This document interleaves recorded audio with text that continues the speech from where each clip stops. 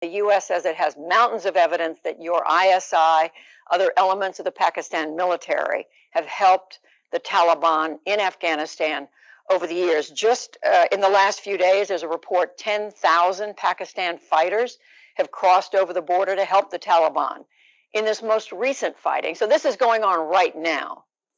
Judy, for a start, this 10,000 Taliban, or they call the Afghan government said jihadi fighters, have crossed over. This is absolute nonsense. Why don't they give us evidence of this? Firstly, let me just go back. When they say that Pakistan gave safe havens, sanctuaries to Taliban, where are these safe havens? When we say there are 3 million Afghan refugees in Pakistan, who are, by the way, the same ethnic group as the Taliban, Pashtuns. Now, there are camps of 500,000 people. There are camps of 100,000 people. And Taliban are not some military outfit. They are normal civilians.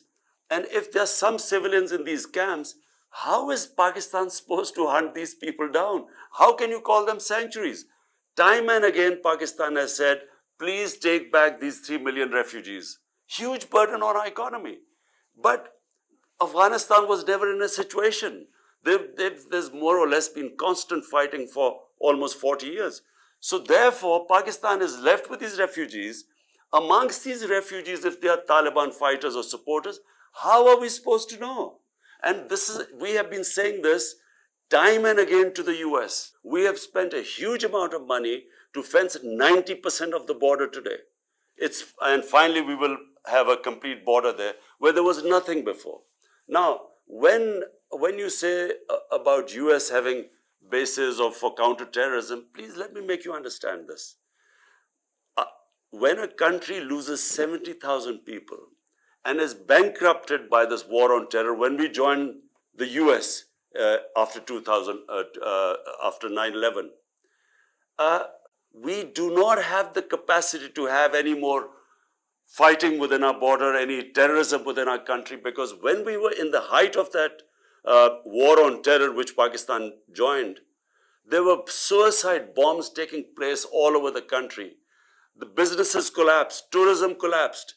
So what we do not want to be is part of any conflict. Now, if there's a conflict going on in Afghanistan and there are bases in Pakistan, we then become targets. We will then become part of a conflict which we were in the last 15 years, and we do not want. We want to be partners in peace, but not in conflict. Pakistan was more like a hired gun.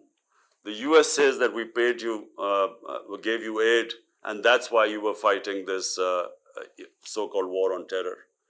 Pakistan, on the other hand, felt that here was a country which had no need to be part of this war. It loses 70,000. I mean, which other country has lost 70,000 people fighting for someone else's war? So Pakistanis felt that here we were fighting US's war, our economy devastated, aid was minuscule compared to the amount of money we lost in the economy, and yet we were blamed for the failure in Afghanistan. This is the Pakistani point of view. Now, Pakistan's position is very straightforward.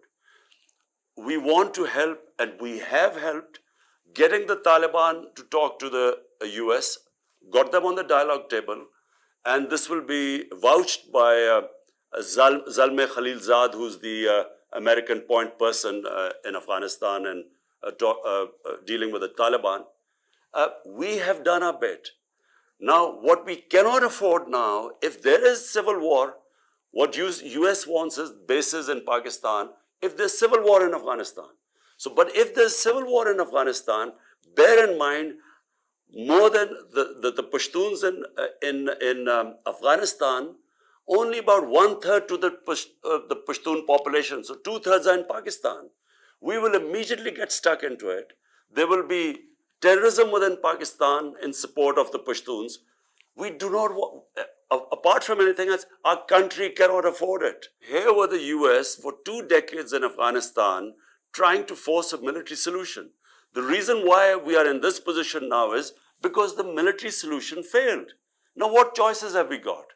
The best choice is that somehow We have a political settlement of Afghanistan where it is, as I repeat, an inclusive government.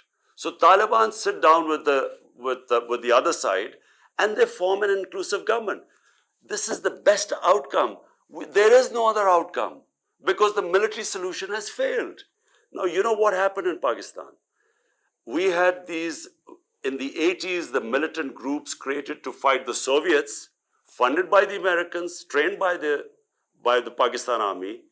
When we joined the American war on terror, and these groups were trained to fight foreign occupation, which was the Soviets, but now when the Americans came, we told them that no, this is no longer jihad, it's terrorism. They turned against Pakistan.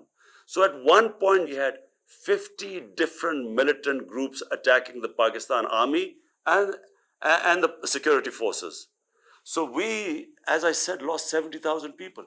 To be blamed for NATO and US not succeeding in Afghanistan, I find is extremely unfair. Short of taking military action, and by the way, military action, how do you take military action against Taliban in Pakistan? Because apart from their leaders, a few families living here, all we have are refugee camps. And what are we supposed to do there to flush out in a camp of 500,000, how many hundreds of maybe Taliban fighters are there? How do we know that? So Pakistan's response is that if you want us to help you, then take back the refugees, then hold Pakistan accountable. In this current situation, all we can do is, whatever influence we have, push the Taliban for a political settlement. And I can tell you, no country has tried harder than us. Short of military action, we have done everything. But I repeat, when they think that the US is exiting and they are going to win, how much leverage have we got left?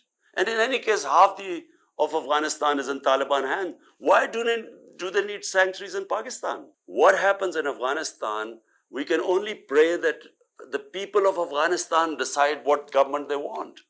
And so we hope that that's what will happen in the end. They'll form some sort of an inclusive government. But that's for people of Afghanistan. As far as Pakistan is concerned, we have done what we can. And if people want us, when they say there's some Taliban crossing over the border, well, we have 3 million refugees here. So if the refugees go across the border, then hold us accountable.